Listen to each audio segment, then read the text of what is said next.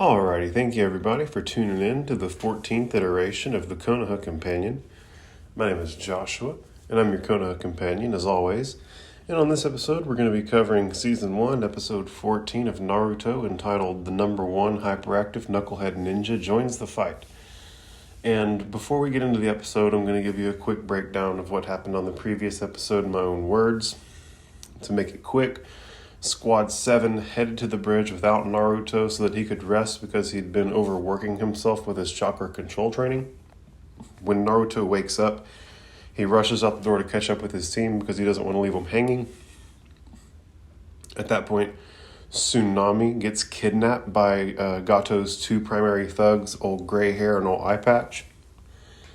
Inari finds his courage and risks his life to try and save her. And Naruto comes in at the last moment to save the day, apprehending the two thugs and congratulating Inari on a job well done, all before apologizing for his ugliness the day before, calling him a coward. It's also revealed that Naruto was able to save the day because on the way to the bridge he saw a hog that had been all sliced up, as well as some trees that were cut up that looked like someone had been practicing their sword work, and then he tracked that scene back to Tazana's house and was able to save the day.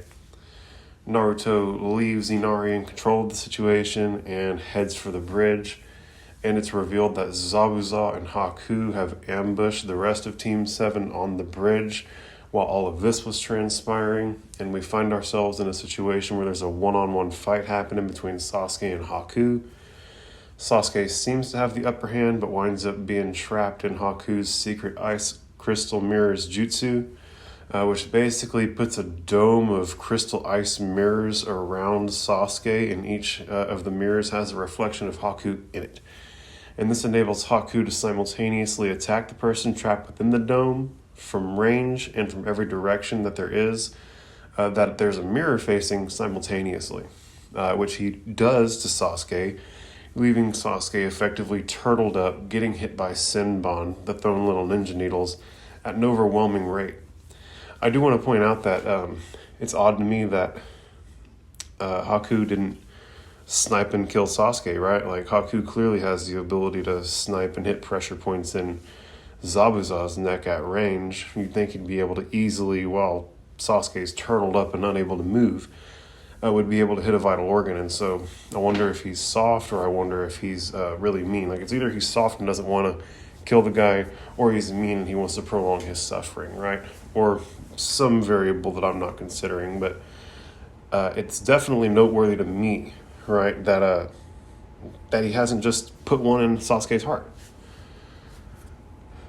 Kakashi tries to intervene to save Sasuke because no one's seen this, right? Like, this is something new. The crystal ice mirrors jutsu is something no one's ever seen before, and Kakashi is not confident in Sasuke's ability for him to get out of there, so he tries to rush in and help, and Zabuza heads him off and stops him.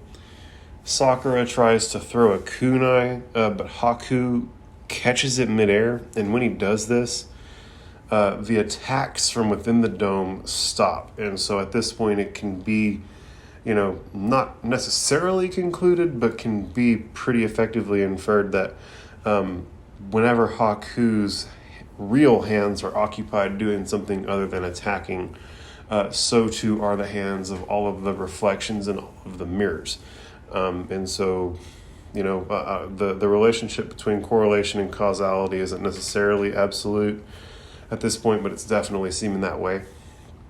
And at this point, Naruto comes in at the last minute to level the playing field, and the episode ends.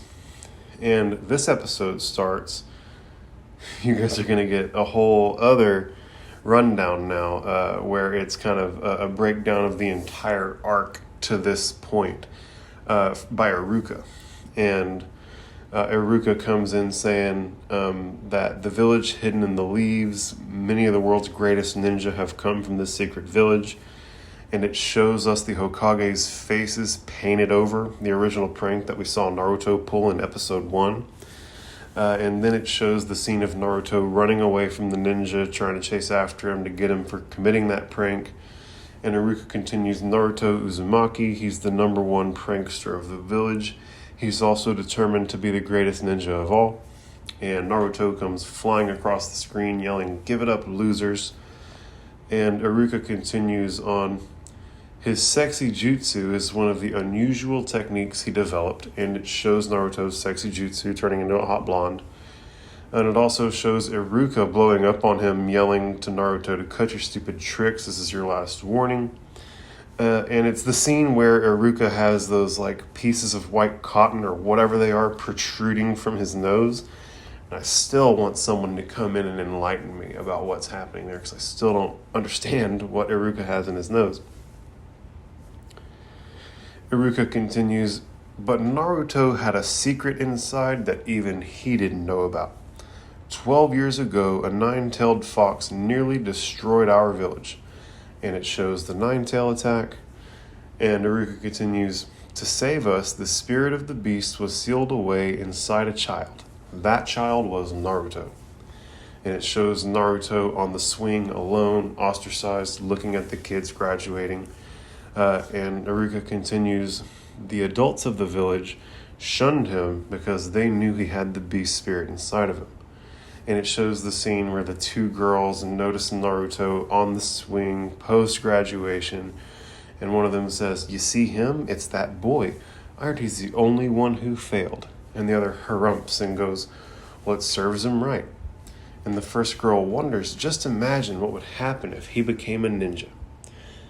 And it then shows the scene where Iruka officially makes Naruto a ninja. And Iruka then continues, with my approval, Naruto finally graduated from the academy and became a ninja. And it shows Naruto hugging Iruka, and it then flashes us to Naruto getting his picture taken with the clown makeup on. And Iruka continues, at last he was finally ready for his first mission. Ninja missions are carried out in squads of 3.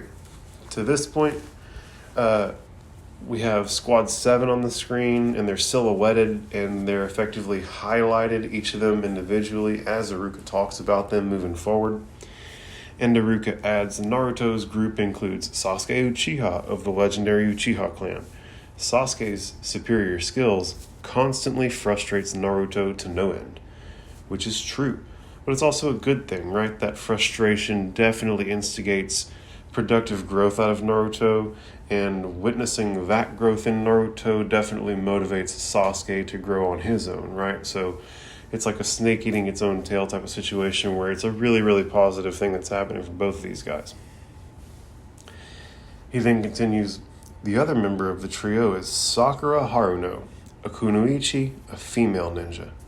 Naruto likes Sakura, but she has a big crush on Sasuke. And come on, Iruka. I know this is getting kind of old, right? But they could have put a little bit more respect on Sakura's name instead of just being like, she's Sakura. She makes it an awkward love triangle and is a female, right? Like, I definitely think she adds a little more than just being a female and is interested in Wiener from Sasuke, and Naruto's interested in laying Wiener. You know what I'm saying? Just come on. But that's the way they introduced her here. We're gonna keep this train rolling because I'm the guy who wrote the script. Iruka continues, to succeed, they'll have to learn to work as a team. Their sensei is Kakashi Hatake, known as the Copy Ninja. He's one of the most exceptionally skilled jonin in the Hidden Leaf Village. And I'd like to see who's more talented than Kakashi in Iruka's mind, right? Like, Kakashi's dope, and if there's a spectrum, I want to see who's up that chain for sure. Iruka continues, the group's first major mission was to guard Tazuna, the master bridge builder from the Land of Waves, and it shows Naruto exclaiming with excitement as he leaves the village for the very first time. And the scene transitions to Gato and his thugs, and Iruka continues, however, an evil tycoon named Gato sought the bridge builder's life and control over his country. It then shows the initial scene where Gato came to confront Zabuza about not getting the job done after Team 7 thwarted the assassination attempt of the Demon Brothers on Tazuna. And Iruka continues, Gato hired an assassin to eliminate Tazuna. We then hear Zabuza, blade drawn on Gato, remarking, "This time I'll go personally, and this sword will be the last thing he ever sees." And Iruka continues, "Zabuza Momochi, a rogue ninja known as the Demon of the Hidden Mist. A master of the silent killing technique, he had many victims. No one had ever escaped his soul. Naruto and his group struggled against Zabuza's punching attacks." And at this point, it shows Zabuza effectively kicking the shit out of all of Team 7 during their first fight. And it shows Naruto standing up and telling Zabuza, "Hey you, the freak with no eyebrows, put this in your bingo book. The ninja that will become Hokage of the village hidden in the leaves, he never backs down. His name is Naruto Uzumaki." And it then shows the move that Sasuke and Naruto did to break the water prison jutsu that Zabuza had Kakashi trapped in while they were standing out on the water during their first fight. And Sasuke throws two giant shuriken, one traveling in the shadow of the other. And the second shuriken, which was traveling in the shadow of the first shuriken, was actually Naruto, who had previously transformed himself into the shuriken whenever he was dogpiling Zabuza with all of his clones and had him distracted. Zabuza easily dodges both giant shuriken, but when the second whizzes past him, Naruto changes back into his normal form midair and throws several kunai at Zabuza. Now, Zabuza is able to avoid the attack, but he's ultimately forced to break the water prison jutsu containing Kakashi in so doing. And at this point, Iruka continues, "By transforming into a shuriken, Naruto turned the tables on the demon assassin. Kakashi used the Sharingan Eye to copy Zabuza's jutsu and reflect those techniques back at his opponent." And you'll remember in the first big fight that Kakashi copied Zabuza's water clone, he copied his water dragon jutsu, and he copied his water vortex jutsu. And when he copied the water vortex jutsu, he actually got it fired off at Zabuza before Zabuza was even able to fire his off at Kakashi. So Kakashi is hecka goddamn dangerous whenever he busts that Sharingan out on your ass. It shows Zabuza getting blasted by the water vortex and getting slammed into a tree and ultimately getting pinned there to the tree with Kakashi's kunai. And it then shows Haku hitting Zabuza with the deception strike, and Iruka continues, "But the one who dealt the final blow was a tracker ninja from the village hidden in the mist." And it shows Haku taking Zabuza away and unmasking himself, and then Iruka explains, however, this boy, Haku, was actually Zabuza's partner. Haku then asks Zabuza if he's going to be alright next time, and Zabuza responds that next time he'll see right through Kakashi's Sharingan Eye. Iruka continues that Iruka continues, realizing that Zabuza must still be alive. Kakashi prepared his squad to face their enemy by teaching them special techniques to control chakra. And it shows the squadlings training, doing their running up and down the trees. And also the mechanic that they're using to run up and down the trees and stick to the bottoms of branches upside down is the same mechanism that Kakashi and Zabuza were using to stand on top of the water during their first fight. So chakra allows you to pretty much stand on any surface magnetized to its style. Iruka then continues that 1 week later, Kakashi's suspicions were confirmed, and it shows the start of the ambush in the bridge, where Kakashi first notices the mist rolling in, and Zabuza and Haku step on the bridge, and Zabuza says, "It looks like you've got a rival, Haku," to which Haku responds simply, "So it seems." Iruka then continues, "The time has come." And it then shows Haku casting his secret crystal ice mirrors jutsu, and it shows Sakura throwing the kunai and Haku coming out of the mirror to catch it. It shows Naruto hitting Haku with the sneak attack and knocking him out of the mirror. And it then shows Naruto making his grand entrance, and we are at this point exactly where the last episode ended. And the title screen comes in and reads, Naruto reads, rather, the number one hyperactive knucklehead ninja joins the fight. Right, I wanted to just read the title as Naruto because Naruto is the number one hyperactive knucklehead ninja who's joining the fight. And he's also the guy who reads the title screen. So there's several layers of Naruto there that kind of trip me up. But we're about to be in for a fun fight, man. I mean, the playing field has been leveled. It may even be tipping in the favor of Squad 7 now that Naruto's there. You never know.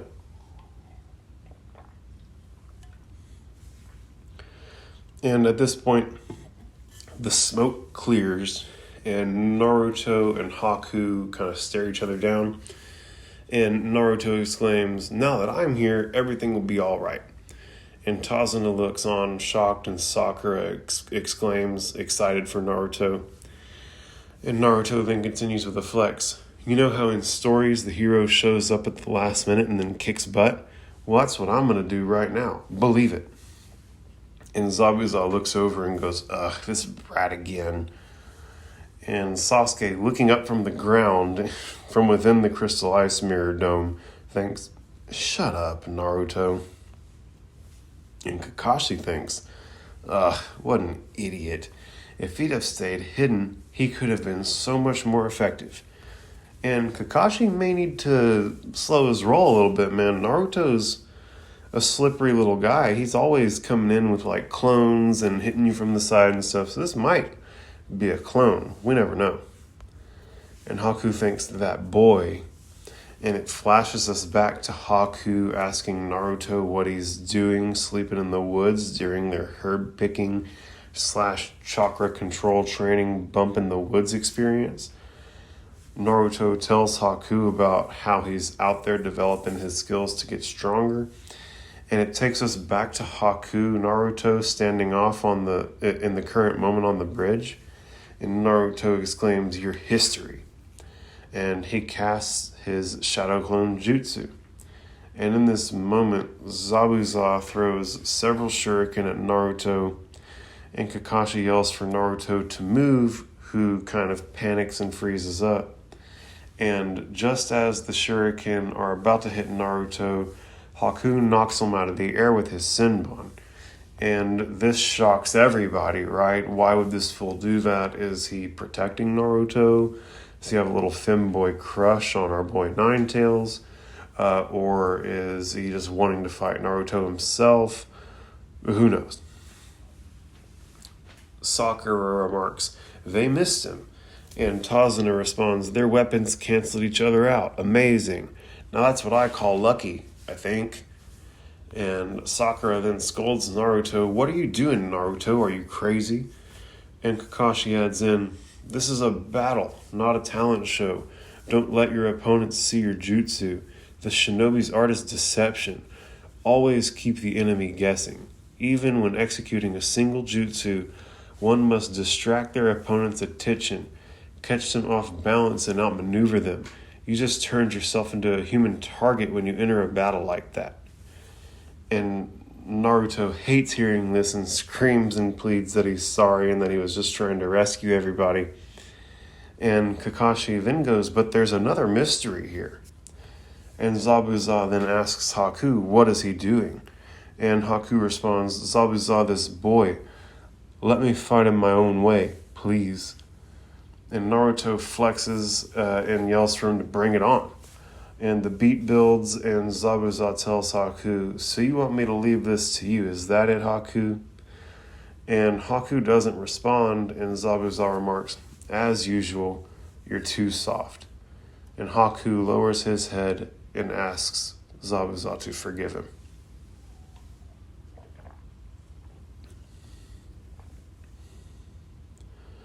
Sasuke, now on one knee, thinks to himself, soft, he's right. Look at these wounds. He cut me up with his needles, yet he didn't hit a single vital spot. Why? Is he just trying to humiliate me? And so at this point, I was wondering the same thing, right? last episode, why is Haku not using his sniper accuracy to land a kill shot? And now that Sasuke isn't so overwhelmed by the attack, he's kind of having the same thought as well. Naruto at this point yells at Haku, I'm warning you, one way or another, I'm going to rip that mask off you and take you apart. And Kakashi thinks it's impossible. Naruto can't match this kid. I've got to. And he starts to take a step, and Zabuza yet again heads him off and tells him, don't even think about it. You know the score, Kakashi. If you go after Haku, I go after the bridge builder. And Kakashi kind of gasps and thinks, he's got me. I can't protect Tazuna and help Naruto and Sasuke at the same time. Sakura's feisty, but she can't fight Zabuza alone. And Zabuza kind of tells Kakashi to relax and then continues, sit back and enjoy the show. Let's see how they do one-on-one. And it shows the standoff between Haku and Naruto kind of intensifying. And Naruto says to Haku, that mask and your bogus story, you were with Zabuza all along? You think you can get away with a stunt like that? And Haku lowers his head and says, I'm sorry. But as your sensei said, deceiving your opponent, catching them off guard, that's the art of the shinobi. Please don't take it personally. And it shows Sasuke observing all of this from inside the ice dome, and he pulls out a kunai and thinks to himself, and while you're jabbering, I'll catch you off guard. And he throws the kunai, and it nearly hits him in the side of the head, but he avoids it with the smoothness, just barely moving enough and just fast enough for the kunai attack to whiz right past his head and for him to look real cool in so doing. Haku then remarks without taking his gaze from Naruto, I haven't forgotten about you, not for an instant. And Naruto then thinks, so that's where Sasuke is, he's pinned down. Haku then turns to Sasuke and says, some warriors accept defeat gracefully. They know when they're beaten, others do not. So be it. Let's finish our battle then to the death.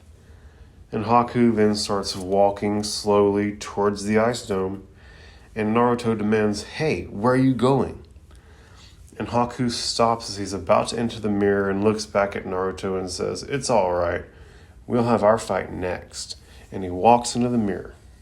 And this obviously startles Naruto in quite the same way as it startled everyone else when they witnessed it for the first time, right?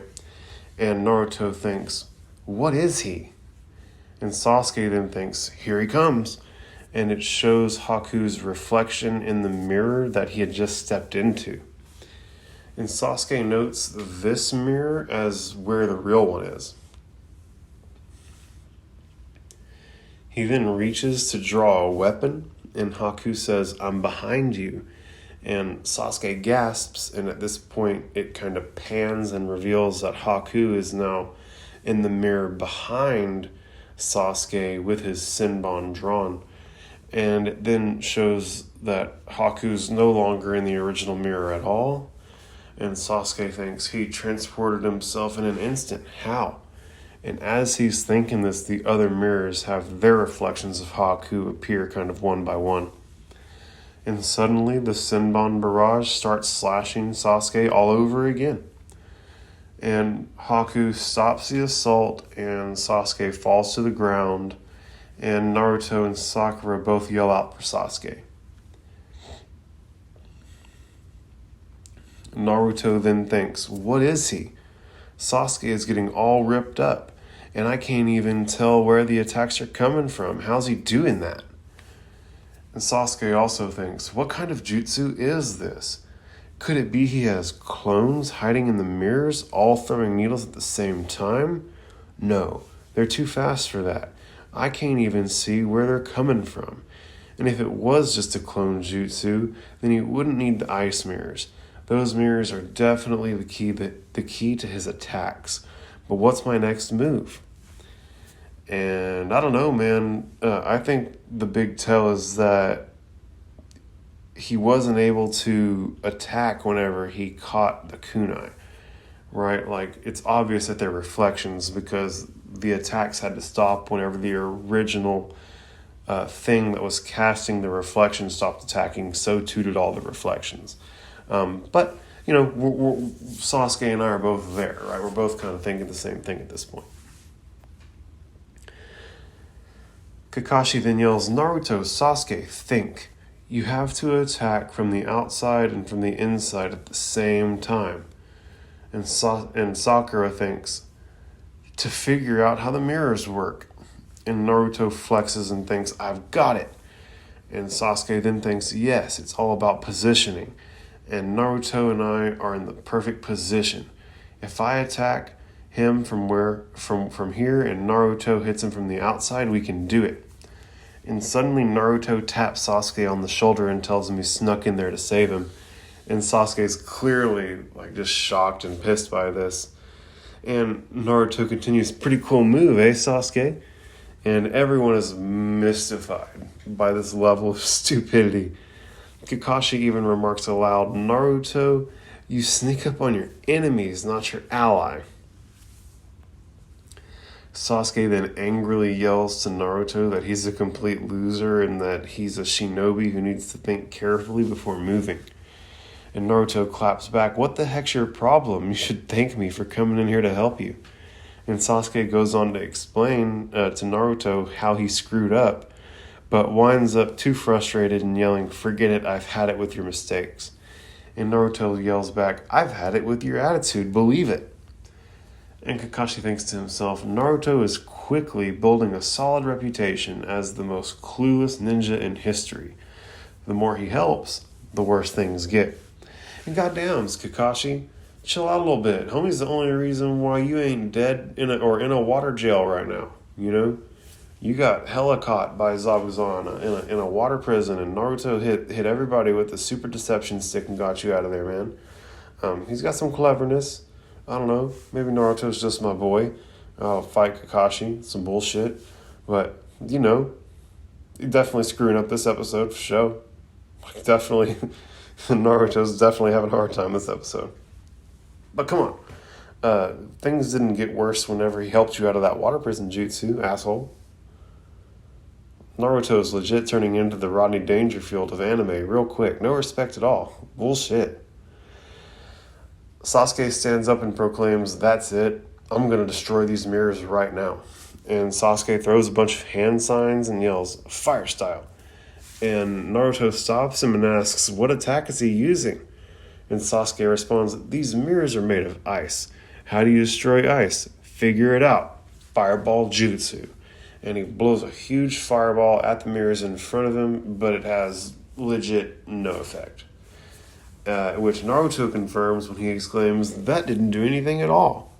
And Haku says, "You'll need much more heat than that to melt this ice." Haku then draws his Senbon.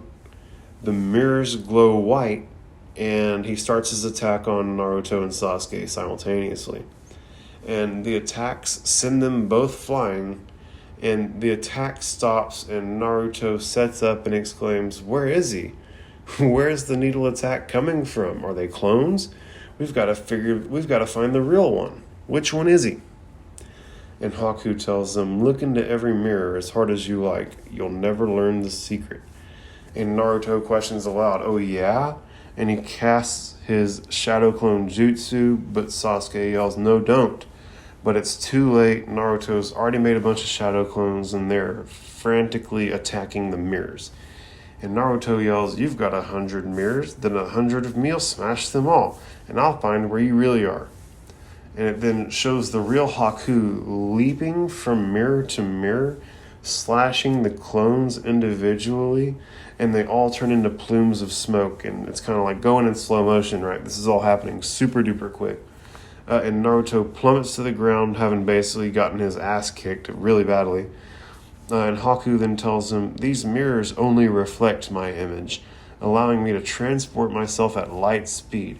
Through my eyes, you appear to be moving in slow motion."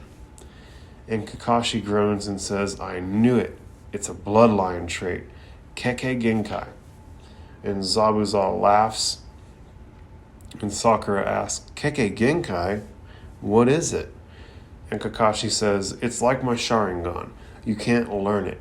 It has to be in your blood, in your genetic code passed down from generation to generation within a single clan.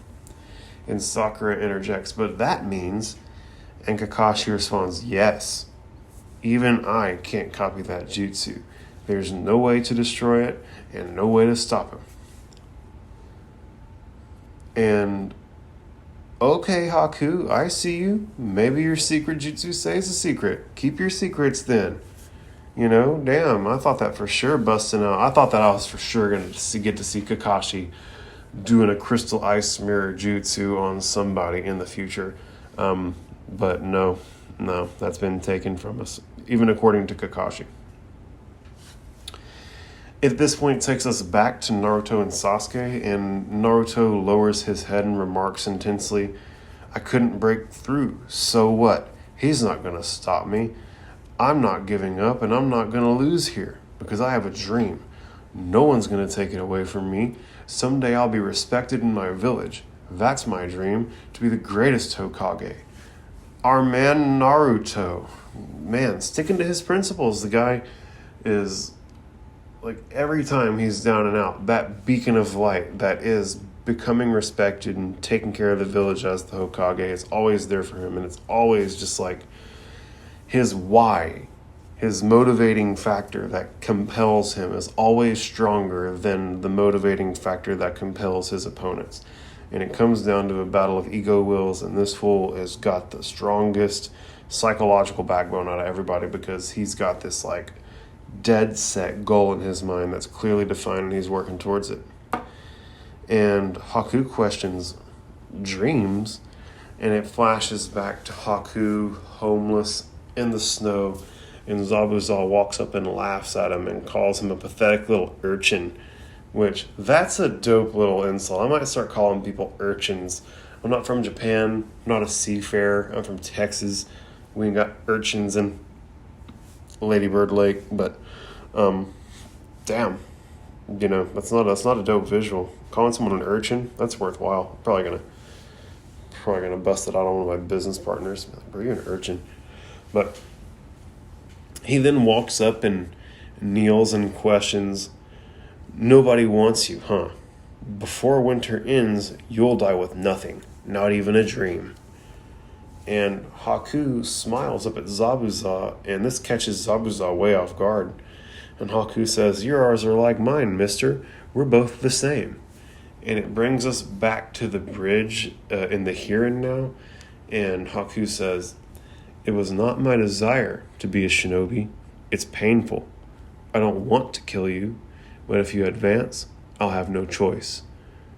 Then I'll kill the kindness in my own heart and fully embrace the shinobi way, and there will be no mercy, no turning back. This ridge will be the battlefield where our dreams collide. Now I must fight for my dreams just as you fight for yours. Please don't blame me. I fight for someone who's precious to me. I lived for him and gave everything to him so that his dream may become reality. That is my dream. And for the sake of that dream, if I must, I will act as a shinobi and take your lives. And the episode ends, right? And like, what a like triumphant speech to end the episode on, right? Haku obviously isn't just like terrible, right? He was just like saved by this from homelessness by this predator Zabuza, and now he like lives indebted trying to make Zabuza's dreams a reality, right? We got our answer as to why Haku hadn't sniped Sasuke yet. He's just soft and reluctant to kill. Naruto is a dork. How are you going to announce your arrival and fuck off every strategic advantage you've had? Especially whenever the kid's clever, right? Like, he's obviously Captain Obvious, big dumbass, but like, when it comes right down to it, the kid is really good at like using his clones to deceive his opponents, and I don't understand why that didn't happen just then. Like, he could have used a clone to make the big announcement and be a real cool guy and get everybody's attention and counterattack again. But, you know, hey, the kid's a kid, right? He's a kid, so you can't blame him for trying to like pull off some storybook shit. What else happened that I'd like to kind of touch on before we put a bow on this. Man, how did this fool walk right into Haku's crystal ice mirror dome? Literally right after Kakashi was like attacked from the outside.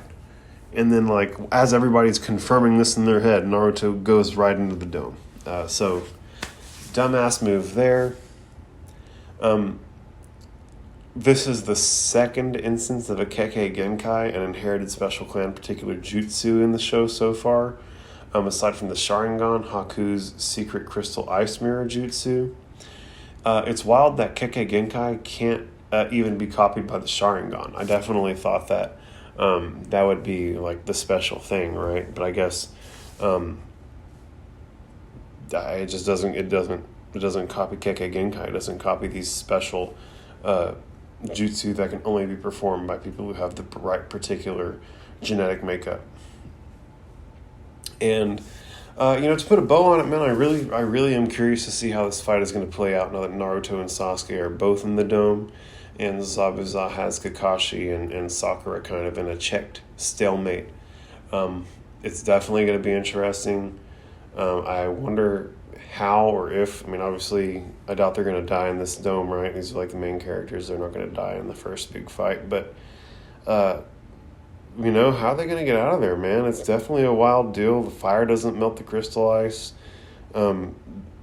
Haku is moving from mirror to mirror at the speed of light. So, like, there's no, like, outpacing him. It's an interesting deal, man. Nuts upon second revisitation that this is like the first big arc and they have this Kekkei Genkai going. Like, you'd have thought it maybe would have been a little bit milder, not so much to wrap your head around there in the first arc, but no, they're just putting it all out there, letting their nuts hang.